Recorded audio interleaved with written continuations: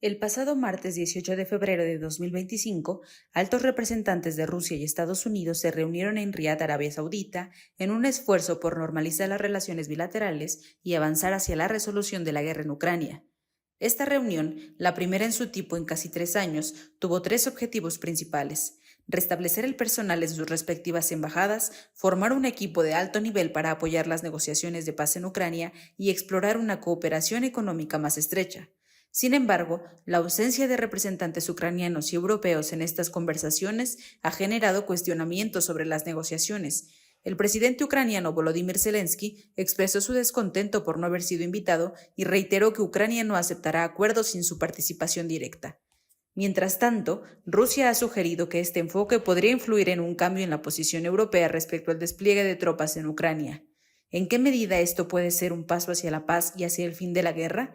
Y si es así, ¿qué tipo de fin se puede esperar? Esto y más en Lo Marginal en el Centro. Hoy, en Lo Marginal en el Centro, hablamos acerca de las negociaciones encaminadas al fin de la guerra ruso-ucraniana. Desde su candidatura presidencial, el presidente ahora estadounidense Donald Trump aseguró que uno de sus intereses principales era terminar la guerra entre Rusia y Ucrania y sobre todo que Estados Unidos dejara de enviar recursos para la defensa de Ucrania.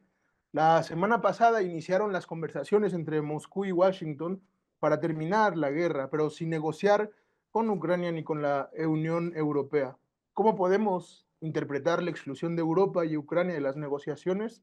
A primera vista, un término del conflicto parece positivo y sin embargo analizaremos las circunstancias que puede acarrear esta situación. Para nuestra conversación tenemos un panel seguramente inmejorable. Está con nosotros Sandra Canetti Zabaleta. Ella es doctora en Ciencias Políticas y Sociales y es maestra en Estudios en Relaciones Internacionales por la UNAM. Sandra también es profesora de tiempo completo definitivo en el área de políticas internacionales de la Facultad de Ciencias Políticas y Sociales de la UNAM y también fue coordinadora del Centro de Relaciones Internacionales y de la Facultad de Ciencias Políticas y Sociales también de la UNAM. Sandra, gracias por estar aquí con nosotros. Bienvenida a Lo Marginal en el Centro. Gracias, Aquiles, a ustedes por la invitación. Es un gusto.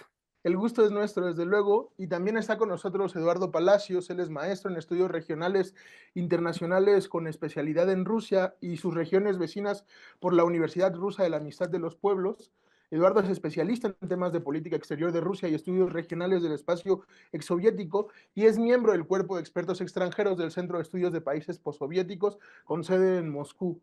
Eduardo Palacios, gracias también por estar hoy en Lo Marginal en el Centro. Al contrario, gracias a ustedes. Es un gran gusto estar aquí para discutir y platicar sobre estos interesantes temas.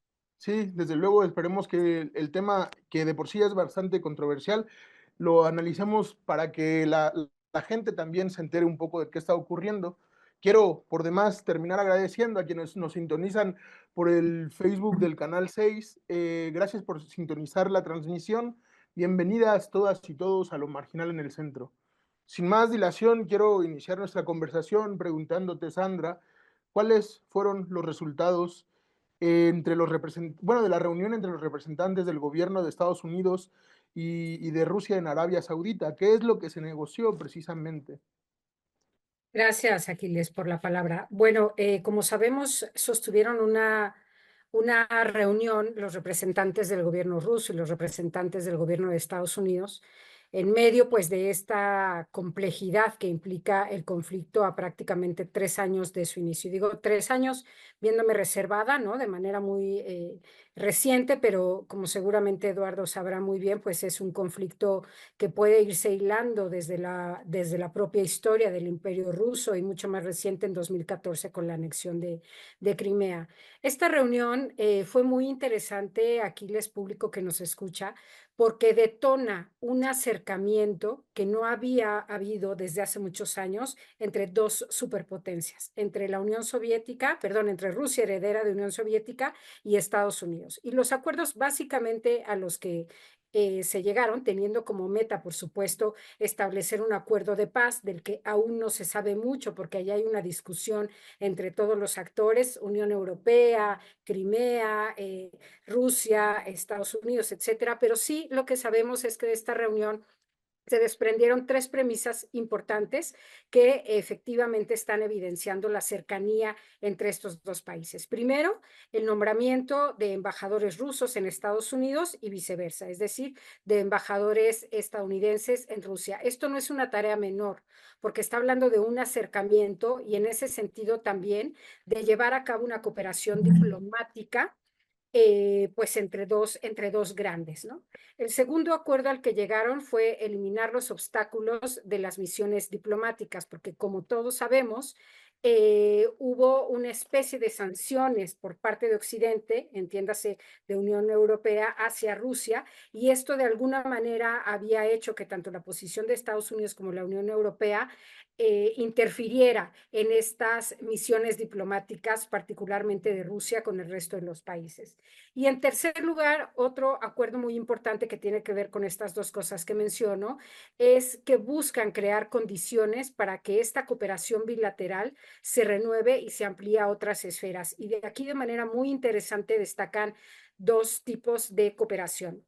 La primera es respecto de consultas geopolíticas, que es muy importante considerando el meollo en el que estamos imbricados, y consultas económicas, ¿no? Es decir, de ambos, tanto de Estados Unidos como de Rusia, hay intereses en los conflictos que se están dando alrededor del mundo. Y esto va a ser muy interesante verlo a mediano y largo plazo, hacia dónde se están moviendo estas potencias y qué intereses tienen particularmente en las zonas donde hay conflictos. Y también consultas económicas. ¿Y a qué se refería? Pues precisamente a eliminar las barreras económicas y comerciales entre ambos. Y esto, en mi opinión, tiene un objetivo muy claro, particularmente desde Trump, que es frenar el poderío chino, la expansión china, que también es una potencia económica y militar, ¿no? China, un país con quien Rusia tiene relaciones y que se está expandiendo no solo en África y no solo en algunos países de América Latina, sino pues prácticamente alrededor del mundo. Entonces creo que esas tres cuestiones son acuerdos a los que sí se llegaron, pero insisto, con miras a establecer también un acuerdo de paz en donde evidentemente participarán Estados Unidos y Rusia independientemente de que incorporen a Ucrania y a la Unión Europea. Sí, me parece muy interesante todos los temas que están alrededor, que orbitan alrededor de este acuerdo. Y te quería preguntar, Eduardo, en el mismo sentido, ¿por qué se reúnen Rusia y Estados Unidos? ¿Por qué se reúnen, por ejemplo, en Arabia Saudita? ¿Y por qué se reúnen en este momento para acordar qué, para llegar a qué acuerdos? Son las preguntas que quisiera hacer. Claro que sí, con mucho gusto. Bueno, primero que nada, recordemos que Donald Trump era un detractor del apoyo que Estados Unidos le daba a Ucrania, ¿no? Y específicamente culpaba a Joe Biden y al gobierno demócrata de que este conflicto que, como ya se mencionó, existía, como lo conocemos hoy en día desde 2014, pues que ahí está ya en una guerra abierta, ¿no? Entonces fue una de sus principales promesas de campaña. De hecho, él llegó a decir que lo iba a terminar en 24 horas, ¿no? Ya vimos que no es tan sencillo, ya lo vio él también.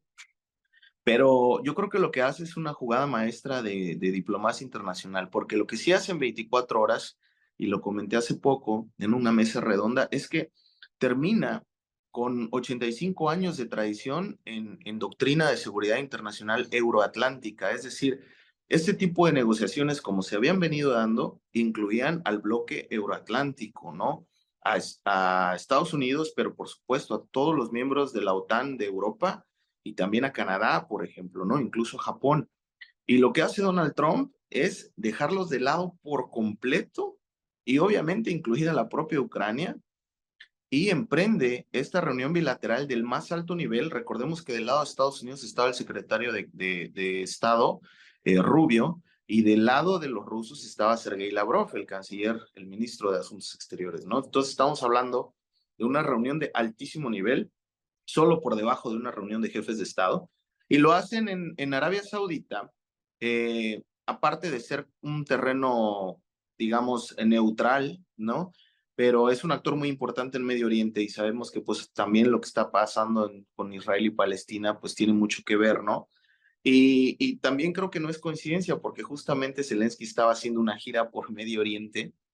Antes de que se entrara la reunión iba a llegar a Arabia Saudita y la canceló, se regresó a Kiev. Entonces creo que Estados Unidos lo que está haciendo es mandar un mensaje, en especial Trump, ¿no? Un mensaje muy, muy fuerte, muy contundente. Es decir, aquí se van a hacer las cosas como yo digo. ¿Por qué? Porque Estados Unidos, de lo que siempre se queja él, es el que carga con la mayor responsabilidad financiera y política de apoyar a Ucrania en esta guerra con Rusia. Dos, porque quiere responsabilizar a Europa, ¿no? Él lo ha dicho. Para él, compromiso es que todos los países europeos de la OTAN aumenten su gasto en defensa hasta un 5% de su PIB, de su Producto Interno Bruto, cosa que solo lo ha hecho Polonia, ¿no? Entonces es una forma de presionar a los europeos y decirles, coloquialmente hablando, pónganse las pilas y necesito que hagan esto, ¿no? Porque Estados Unidos ya no está dispuesto, yo no estoy dispuesto a seguir tirando mi dinero en este proyecto geopolítico, ¿no? De contención a Rusia. Y en tercero, pues también le está mandando un mensaje a Zelensky como diciéndole, tú no eres imprescindible, para nada imprescindible, ¿no? Uno de los puntos muy importantes, porque sí, ya hubo un esbozo de plan de paz que surgió en esa reunión, incluye elecciones anticipadas en Ucrania. Recordemos que el mandato constitucional de Zelensky terminó desde el año pasado, inicios del año pasado, y por esta situación extraordinaria de que está el país en guerra, pues Zelensky se ha autocontinuado como jefe de Estado ucraniano, que es uno de los grandes pretextos que pone Putin al momento de negociar, porque pues dice, estoy negociando con un espurio, ¿no? Constitucionalmente ese señor no es presidente de Ucrania y no es quien para sentarse a negociar, ¿no? Entonces Estados Unidos dice, bueno, hagamos elecciones anticipadas, que se nombre un nuevo presidente y negociamos. Entonces es un súper mensaje Zelensky como también para decirle, o pones de tu parte o te alineas o eres prescindible, ¿no? Y llamamos elecciones. Bueno, yo creo que principalmente es eso. Putin está mandando mensajes bien fuertes. De hecho, parte de lo que Estados Unidos le está pidiendo a Zelensky para que continúe el apoyo, porque Estados Unidos está negociando con el mejor postor, ya sea Rusia, la Unión Europea o la propia Ucrania, es cesión de tierras raras, ¿no? Para su explotación, como una compensación económica para fraguar todo lo que Estados Unidos ha gastado en apoyo a Ucrania, ¿no? Pero ahora estaba leyendo, precisamente en preparación de esta entrevista, que parece que Putin también le está ofreciendo lo mismo, ¿no? Así de, no, no se los pidas a ellos, nosotros te lo vamos a dar, ¿no? Con tal de mantener esta buena relación, ¿no? Y bueno, para dar paso a más preguntas, finalmente comentar que es exactamente muy importante esta reunión en Riyadh, en Arabia Saudita, el martes pasado, porque eh, eh, representa nuevamente la cercanía, la conexión entre los dos de los tres principales polos de poder más grandes del mundo, ¿no? Que habían estado peleados, completamente aislados, en su mayoría incomunicados, ¿no? Y creo que es bastante sabio que Estados Unidos y Donald Trump digan, no, tenemos que traer de nueva cuenta a Rusia a la mesa de negociaciones, ¿no? No se le puede tratar como un paria, ¿no? Al final de cuentas siguen siendo un actor muy importante y no los podemos dejar de lado, ¿no? Entonces creo que es muy pragmático de su parte. Sí, creo que abriste dos temas que me parecen importantes y sobre los cuales quisiera que continuara la conversación. Y el segundo tema que quisiera abordar, Sandra, preguntarte es ¿por qué se deja fuera a Ucrania, y es el otro actor fundamental en el conflicto, y a la Unión Europea? ¿Y cuáles pueden ser las consecuencias de que esto ocurra? O sea, ¿cuáles son las consecuencias de que eso haya ocurrido? Mejor dejar afuera a Ucrania y a la Unión Europea y pues soslayar su participación en detrimento prácticamente de este acuerdo bilateral entre Rusia y Estados Unidos. Mira, yo lo resumiría en una frase, ¿no? O sea, estamos viendo el ejercicio del neoimperialismo en su máximo esplendor. Dos países están negociando las fronteras de un tercero. y ese tercero no está involucrado en las negociaciones, ¿no? Y aquí, como yo lo veo, es algo, como ya dice Eduardo, tiene que ver mucho con los objetivos y las metas que como presidente tiene Estados Unidos. Yo diría que la columna vertebral, por ejemplo, de su campaña y que ahora está poniendo en práctica en diferentes aspectos y se pueden ver en el orden internacional, es esta idea de volver a hacer a Estados Unidos grande. Y en ese sentido está dando un mensaje cuando se comunica solo con Putin y cuando desdeña a Zelensky y a la Unión Europea en su conjunto. Trump está mostrando una Unión Europea debilitada y de hecho en gran parte de los discursos se han suscitado recientemente respecto a esta cuestión, Trump ha dicho que Europa debe ser responsable de su propia seguridad. No está dispuesto a asumir más esos costos, esos gastos que con Biden sí se hicieron sentir, ¿no? Entonces, esto está poniendo en jaque mate a Europa porque la seguridad ha sido el talón de Aquiles de la Unión Europea. De hecho, si nosotros nos remontamos a la propia historia de la OTAN surge en la década de los 40, ¿no? En un contexto de post-Segunda Guerra Mundial, cuando la Europa está devastada y necesita hacerse de su seguridad a través de Estados Unidos. Y hoy es Estados Unidos con Trump quien dice, ustedes son responsables, yo he invertido mucho dinero en la guerra y no me ha beneficiado. De ahí también, como decía Eduardo, que haya una especie de paz transaccional si es que tanto Putin como Trump invitan a Zelensky a las negociaciones. ¿Qué dice Trump? Bueno, yo lo único que pido es el control sobre los minerales y las tierras raras que tienes.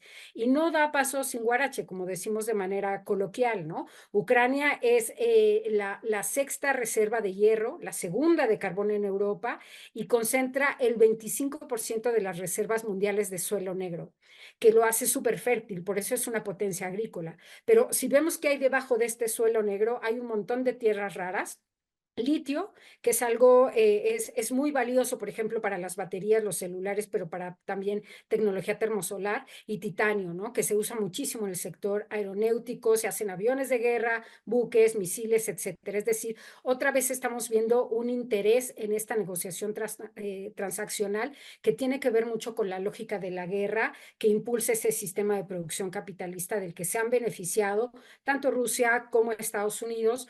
Ucrania en su momento, aunque evidentemente ya está muy desgastado, ¿no? Y por otro lado, pues a la Unión Europea le está dando un espaldarazo básicamente, ¿no? Y está cuestionando la propia alianza militar que impulsó Estados Unidos en la década de los 40. El hecho de que le diga a Europa que tiene que hacerse responsable de su seguridad, la pone en un predicamento, porque Rusia no está en el continente americano. El conflicto se está gestando en Europa y para Europa es muy importante controlar a Rusia en la manera que sea. Entonces, este espaldarazo que se le está dando por parte de Estados Unidos a Europa hace repensar Europa en muchos sentidos. ¿Qué va a pasar con la seguridad de la Unión Europea? No se han puesto de acuerdo en este tema porque es súper sensible, ¿no? O sea, llevan décadas tratando de establecer una alianza propia en materia de seguridad. Pero también si lo vemos desde una perspectiva más neutral o menos subjetiva, la Unión Europea no tiene industria militar de gran envergadura, dependen hasta cierto punto de Estados Unidos. La propia OTAN sin Estados Unidos no significa mucho, ¿no? Tan solo veamos cómo se han dado estos 3 años de conflicto.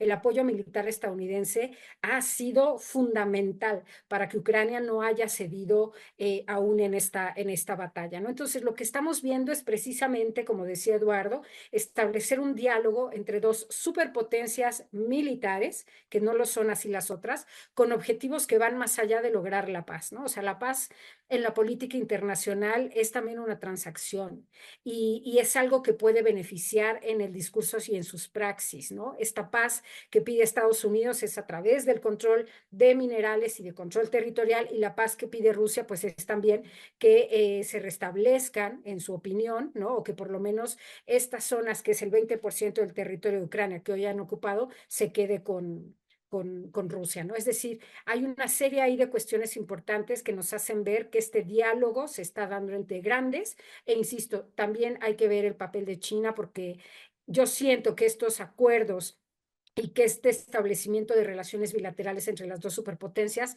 tiene también que ver con frenar la expansión pues de China.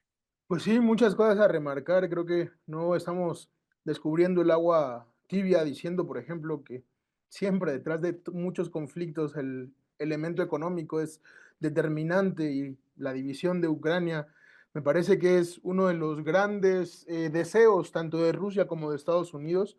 Y pues sí, es un poco terrible ver todo esto, todas las muertes de las centenares de miles de personas en esta guerra al final, pues no han servido para nada, me parece. Pero en el mismo sentido, Eduardo, quería preguntarte por qué se dejan fuera de las negociaciones a Ucrania y a la Unión Europea y cuáles pueden ser las consecuencias de pues sí, de dejarlos de lado. Gracias, claro que sí, quiero partir de esta excelente afirmación que hace Sandra de que estamos viendo imperialismo puro y duro en el máximo sentido, ¿no? Dos estados negociando la paz sobre el destino de un tercero, ¿no? Eh, ¿Por qué se le deja fuera a Ucrania? Desde un inicio, es que esta es la cuestión importante. Precisamente en mi tesis de maestría yo manejaba que la arquitectura de seguridad internacional en Europa es completamente anacrónica y ahorita seguimos viendo las consecuencias, ¿no? La OTAN fue pensada así para contener el expansionismo comunista posterior a la Segunda Guerra Mundial, ¿no? Pero esta amenaza terminó en 1991 y en lugar de hacer una reestructuración de esta arquitectura de seguridad, se mantuvo completamente la misma OTAN, ¿no? Y Estados Unidos no está en Europa. Es que Estados Unidos no debería ser el garante de la seguridad de Europa. Se perdieron 30 años para que los propios europeos, ¿no? Rusia incluida, pudieran crear su propia arquitectura de seguridad y no lo hicieron.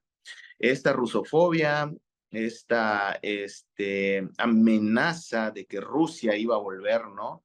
Pues fue la retórica que permeó, ¿no? Y pues sí, después de la década de los 90 en la que Rusia estaba completamente por los suelos, ¿no? En todos los aspectos, vino su reconstrucción con Vladimir Putin y como gran potencia que siempre ha sido, ¿no? Por su extensión territorial, su economía, sus fuerzas armadas, pues empezó a retomar esos espacios de poder que había perdido. No es que estuviera ganando otros, es que estaba retomando los que había perdido, ¿no? Y esto, bueno, comenzó a generar preocupación, ¿no? Entonces, ¿qué pasa? Viene, sí, un gobierno demócrata, el de Joe Biden, exacerba a los europeos. Yo creo que son muy responsables de lo que ocurrió de la escalada militar, ¿no? Y utilizan a Rusia como un pretexto, ¿no? Al final de cuentas, Estados Unidos, a través de Europa y la OTAN, está conteniendo a Rusia, le está haciendo la vida imposible para que pueda concentrarse Estados Unidos en China, que es su principal contendiente en el sistema internacional, ¿no? Entonces, bueno, que se hagan pedazos en Europa, aquí creo que los únicos americanos que han muerto son aquellos mercenarios que han ido por su propia voluntad, ¿no? Pero de ahí, pues lamentablemente las muertes son europeos, rusos, ucranianos y de otros países, ¿no? Entonces, pues ya ahorita nos dimos cuenta que Ucrania siempre fue, pues un títere, siempre fue un juguete, siempre fue, el menor elemento en la ecuación, ¿no? El menos valioso, ¿no? Y tan es así que ahorita, pues, si Zelensky no funciona, hagamos elecciones que se vayan. Si los europeos no quieren dar más dinero, pues nosotros no lo damos.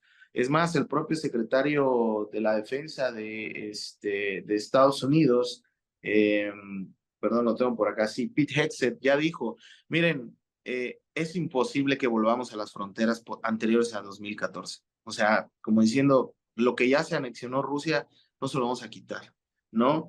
Ya dijo que es impensable pensar en una paz que incluya la restitución de la integridad territorial ucraniana anterior a 2014, ¿no? O sea, de la manera más pragmática. Entonces, ¿por qué no invitan a Ucrania? Porque Ucrania al final de cuentas siempre fue una excusa, ¿no? Y lo dijimos, en general, los que estamos, en contra de la guerra, del conflicto armado, de la crisis, esto viene desde mucho antes de de 2014, ¿no? Los famosos cambios de régimen que se vienen haciendo en todo el espacio soviético, ¿no? Utilizan a los países nada más como una excusa. Y lo dijimos, los que van a perder son los ucranianos. Antes de que se dividieran, dijimos, va a haber una escisión territorial ahí, se van a dividir, pasó, ¿no? Los políticos están siendo utilizados por Occidente, pasó, todos los que han estado después de Yanukovych, ¿no? Al que quitaron con el Euromaidán, todos han sido prácticamente, vamos a llamarlos marionetas, ¿no? De los intereses occidentales. Y como vienen, se van, ¿no? Entonces, al final nunca se trata de Ucrania. Por eso no invitan a Ucrania, ¿no? Porque Ucrania es la que menos voz tiene aquí. Ucrania es un país completamente quebrado, devastado por la guerra, literal no tiene nada más que dar que lo que le queda en su tierra, ¿no? Ya dijo también el secretario de Defensa de Estados Unidos que no van a aceptar a Ucrania en la OTAN.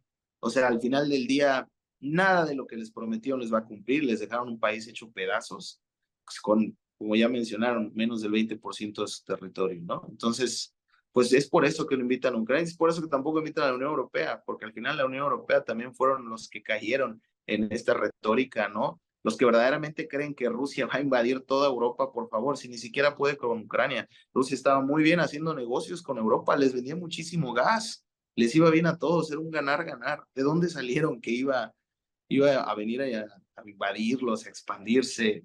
No, no, es que no conocen a Rusia. Sus capacidades están muy limitadas, tienen muchos problemas económicos a nivel interno y ahorita con la guerra mucho más, ¿no?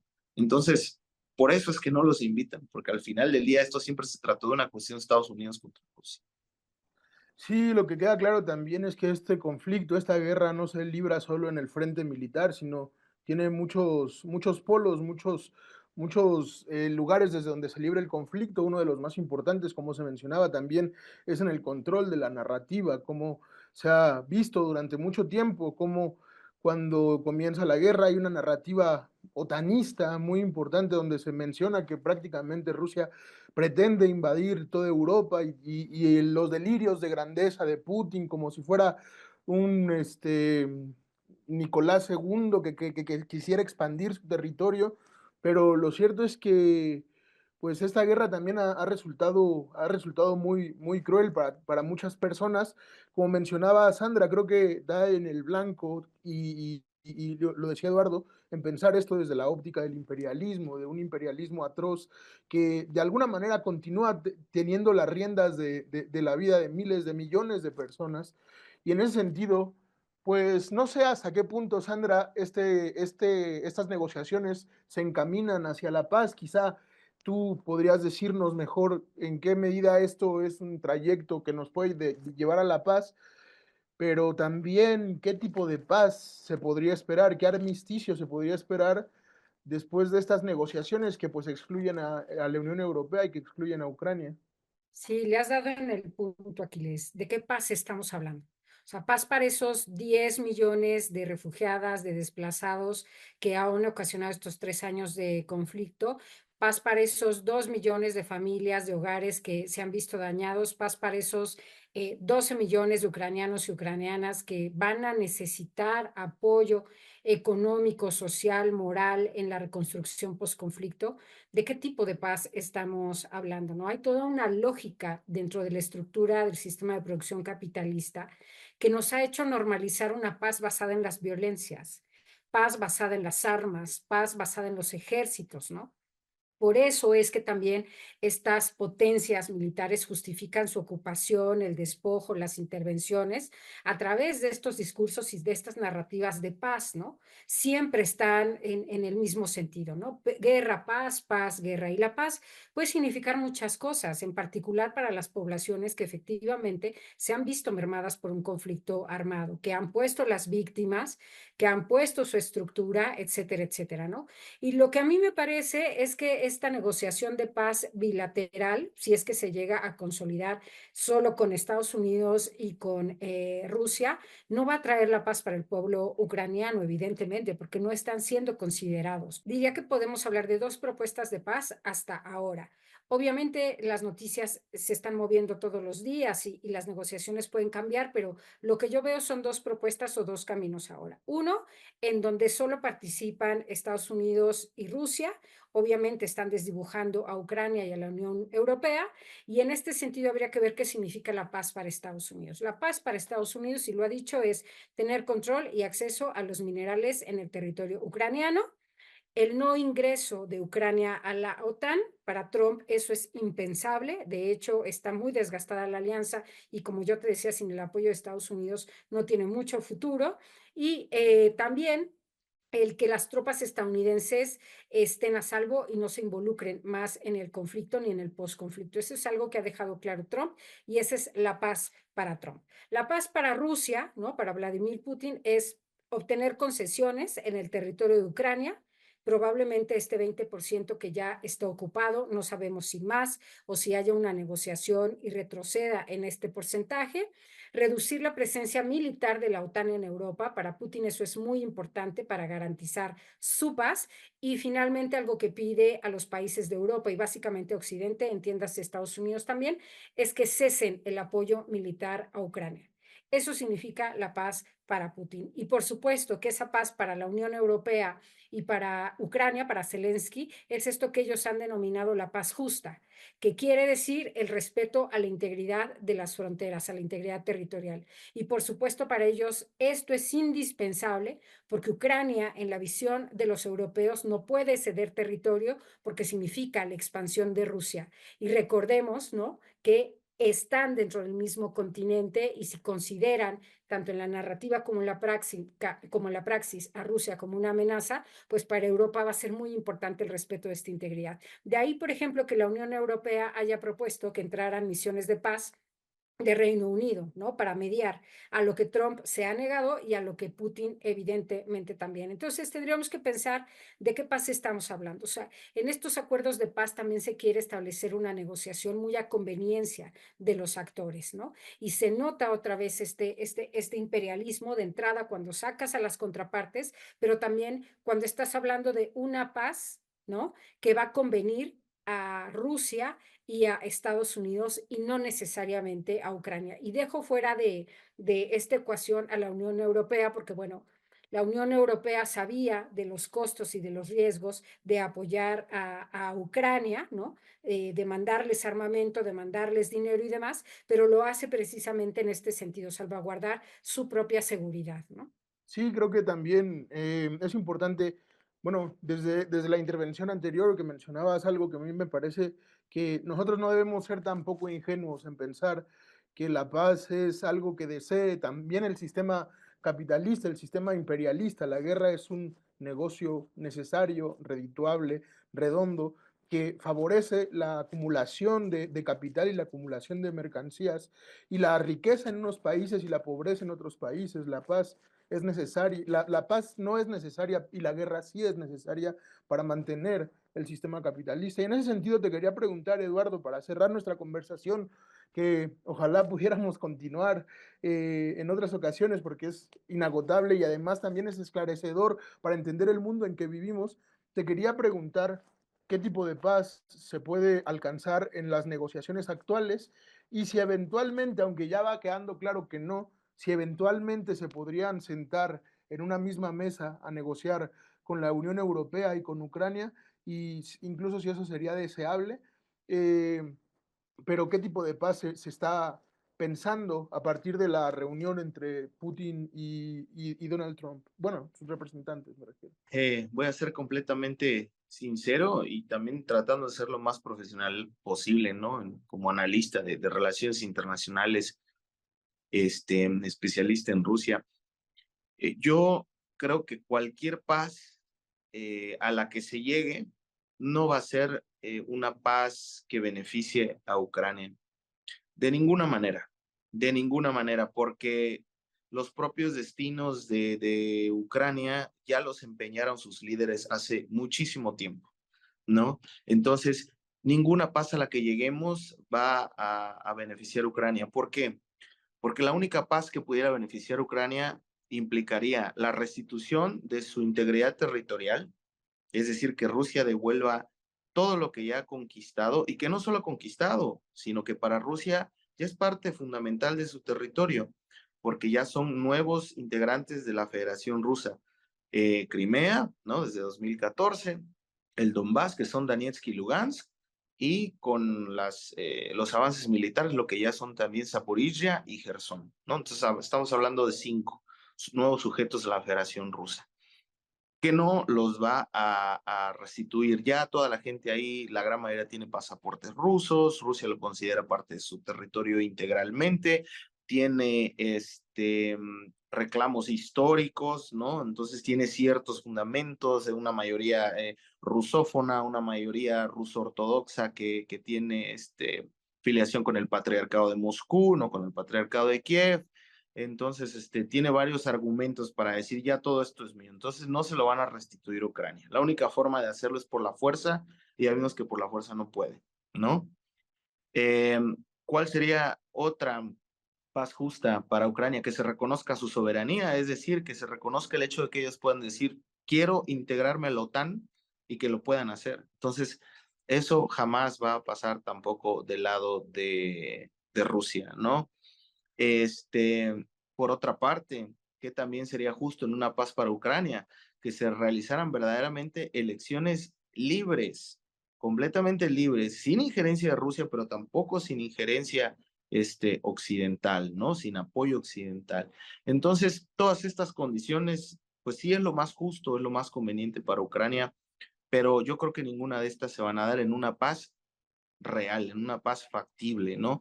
La paz factible y la que más podría convenir a Ucrania es una en donde Estados Unidos, Rusia, pero también la Unión Europea puedan llegar a un acuerdo. Macron ya fue corriendo a visitar el día de ayer, si no me equivoco, a Trump, a la Casa Blanca, ¿no? De que, oye, y tuvieron reunión con el G7, videollamada, ¿y qué vamos a hacer? O sea, ¿qué tenemos que hacer? Pero no queremos quedarnos fuera, ¿no? Finalmente esto está pasando en nuestro continente, ¿no? Entonces te digo, Trump está resultando bastante bueno para jugar este juego, ¿no? Porque está presionando y está logrando que la gente se mueva en la dirección que quiere. Pronto, por aquí tengo la fecha, ya se está proponiendo un acuerdo entre Ucrania y Rusia, que Zelensky iría a firmar a Washington, ¿no? Que incluiría la cesión de estas tierras raras, ¿no?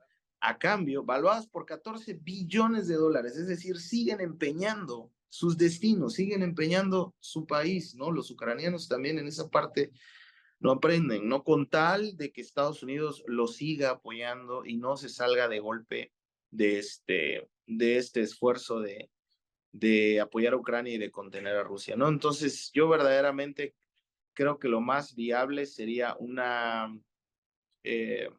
paz pragmática que incluya a la Unión Europea como mediador, como contrapeso para precisamente evitar que esto se vuelva puramente una negociación imperialista tradicional en la que dos grandes poderes pues deciden, se dividen, se reparten, ¿no? Ponen y disponen en un país que no tiene en absoluto soberanía ni control sobre su territorio y sus destinos políticos, ¿no? Entonces, pues yo creo que esa es la paz más factible y más beneficiosa para Ucrania, una que incluye en las negociaciones a la Unión Europea, pero también Ucrania consciente de que no va a recuperar muchísimas cosas como te digo, ya empeñó y no puede pagar, ¿no? Ese fue el gran error de los líderes ucranianos. Sí, creo que no hay nada más evidente de la complejidad del conflicto como de nuestro tiempo histórico.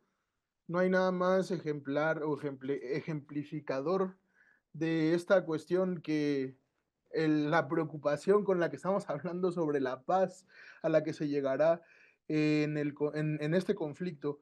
De cualquier modo, pues estaremos al pendiente con lo que sucede en en los próximos días con lo tendiente al conflicto. Agradezco mucho la presencia de la doctora Sandra y a la presencia de Eduardo en nuestro programa. Gracias a todos los que nos sintonizan y nos vemos en próximas emisiones de Lo Marginal en el Centro. Muchas gracias.